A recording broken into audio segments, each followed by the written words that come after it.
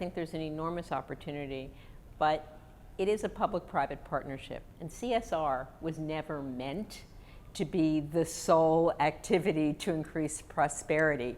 You need growth, but most of all, you need education.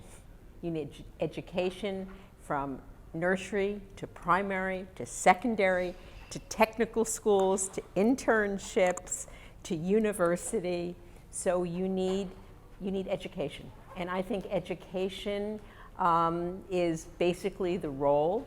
There are some private sector education solutions, but education is really, really important if you want to increase the prosperity of people. So you need growth, you need education, you need people that are qualified to work in the 21st century. And I think that the main way to really increase the prosperity of the people is good economic policies on the part of the governments, and that has to be in conjunction with, hopefully that leads to growth.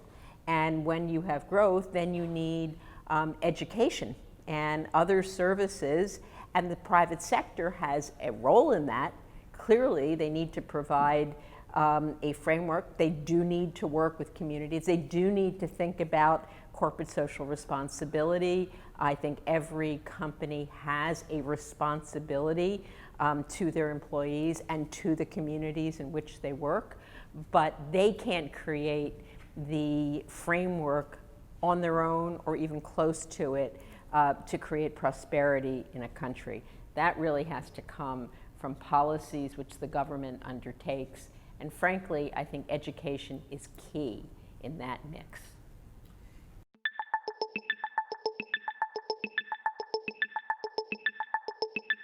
If you want long-term growth, you need a set of policies that last more than 4 years, right? You need consistency of policies. You need a good macroeconomic framework with fiscal stability. And that's the backdrop. But you also need to want to believe that you want a strong private sector, regulated, clearly, but make it easy to have investment, make it easy to have growth, right?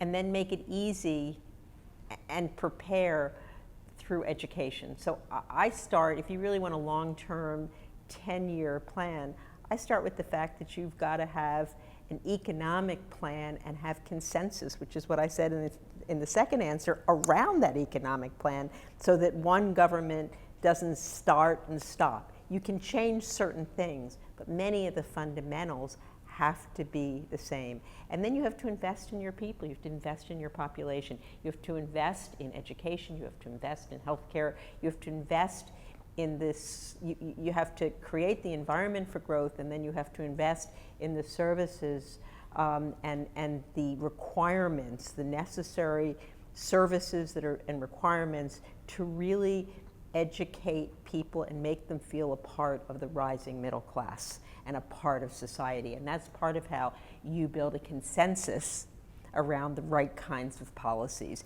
You've got to have inclusive policies so that people feel that these policies are, so populations feel that these policies are benefiting them, and they themselves push their governments for consistency of policy.